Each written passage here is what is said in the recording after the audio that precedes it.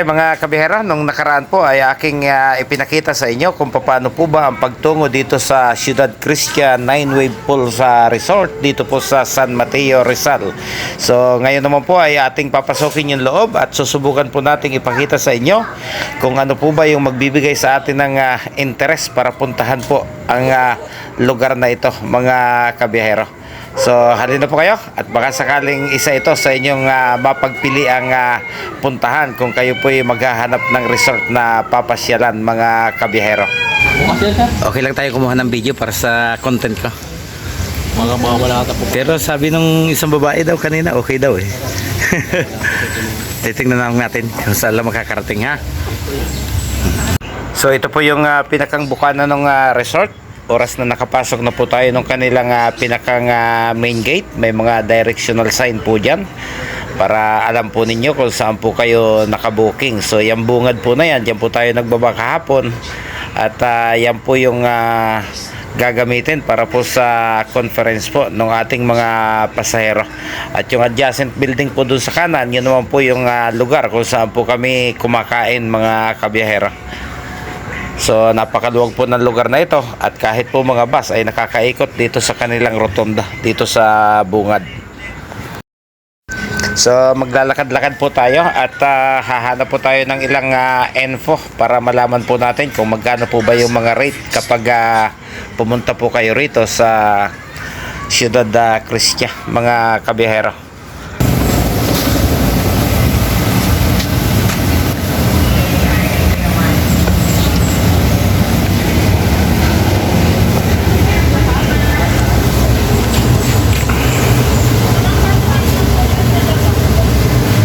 Okay mga kabiyahero, Ciudad Cristia Resort. Ayan, ang swimming pool rates po nila. Ang kanila pong swimming rates kapag daytime, alas 8 hanggang alas 5 ng hapon, araw-araw. Kapag bata, 360. Kapag adult, 390. Yung nighttime,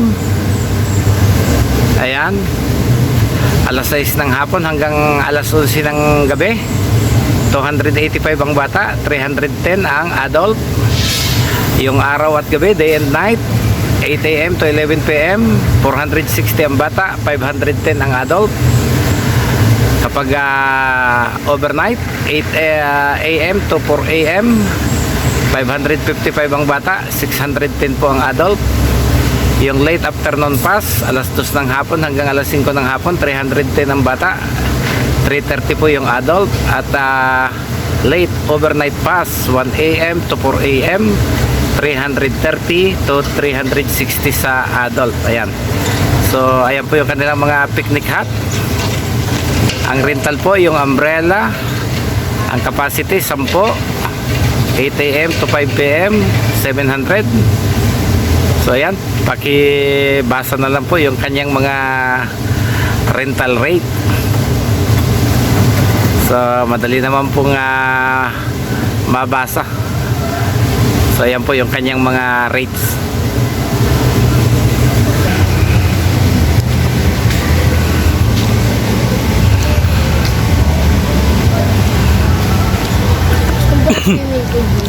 So parang sa Pilipinas sila po yung unang nagkaroon ng 9-wave pool mga kabiyahero. So itatry po nating pumasok kung tayo po papayagan.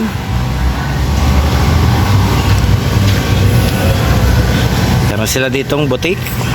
Ayan. Morning po. Good morning. Neng, pwede ba akong kumuha ng video sa loob? Video lang. Driver ako doon sa bus. Nung DepEd. Driver. At the same time, nagbablog ako. So, baka pwede nating makunan. Okay po. Ha? Sige po. Dito kami daan? Dito. Okay, so nagpaalam po tayo mga kabiyahero. Pinayagan po tayo. Ayan. Pinayagan po tayo ng mabait na staff ng Ciudad Cristia. Shoutout sa iyo, Neng. Ayan. So ito po yung kanilang swimming pool mga kabiyahero. Kung gusto po ninyong i-avail, ipinakita ko naman po sa inyo yung kanilang mga rental rates. Ayan, medyo madalang pa po yung tao. So hindi pa rin ho ina-activate yung kanilang alon. yung kanilang ipinagmamalaking 9 wave. Sunod-sunod na malalaking alon po. Yan. May malaking dolphin dito. Slide. Hindi ko sila nailiko. So, ito po yung kanilang 9-wave pool. Yan, mayroon daw pong siyam na malalaking alon na pinapakawalan dito. Hindi lang po natin alam kung ilang minuto yung pag-aalon at saka yung interval kung kada ilang minuto. Hindi po natin naitanong. Pero ang maganda po sa lugar na ito, napakalapit po sa Metro Manila. Pagbaba po ninyo ng Batasan, kakanan po, kakaliwa lang po kayo saglit at mararating po ninyo itong Ciudad Cristia. Pag nakita nyo na po yung SM San Mateo, yung unang kanto po pakaliwa ay yun na po yung lugar. So may overnight, may daytime swimming, may late night, late afternoon swimming. So lahat po yan makikita nyo po doon sa aking ipinakitang rental rate. So malakas po yung music, baka po tayo ma-copyright.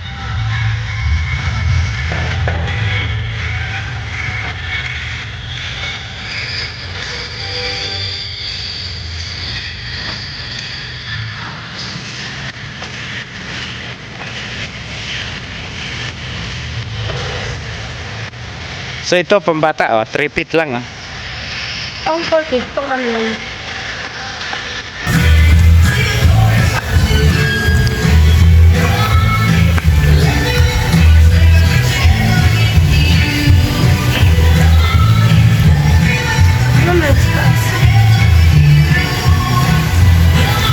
So pang emergency, mayroon din po silang clinic dito malapit sa poolside area.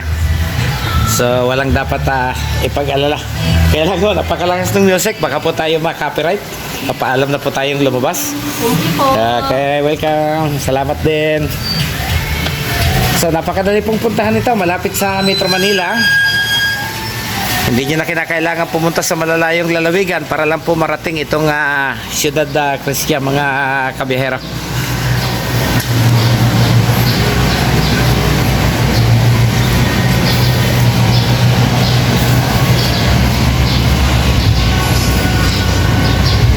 Puro hotel to.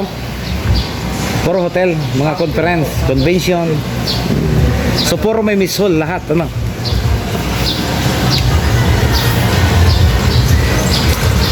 Napakalinis ng area, pati po yung kanilang mga facilities malilinis po. So napasama po tayo kanina sa libreng breakfast ng ating mga pasahero at napakaganda po ng kanilang accommodation dito. So bawat lugar, bawat grupo may sarili po silang area kung saan po sila magdadaos ng kanilang pagkain, mga kabiyahero. So ayun po yung ating mga bus. Nasa loob po ng isang basketball court. Kanina po nandun tayo sa likod na bahagi dahil napakalawak po ng area. Ang kaso po, napakarami pong naka-schedule na dumating na bisita. So inilaan na lang po sa mga light vehicles yung nasa kabilang parking. Kung kaya tayo po nalipat po dito sa kanilang basketball court kaninang umaga, pinalipat po tayo rito. Yan, hanggang doon pa po yan. So ang hangganan po niya ay yung ilog po mismo ng San Mateo Rizal, ang famous river na binabaha kapag sobrang lakas po ng ulan. Yan, so hanggang dito lang po tayo. Pansamantala pong magpapaalam tayo muli. Salamat Team Lintec.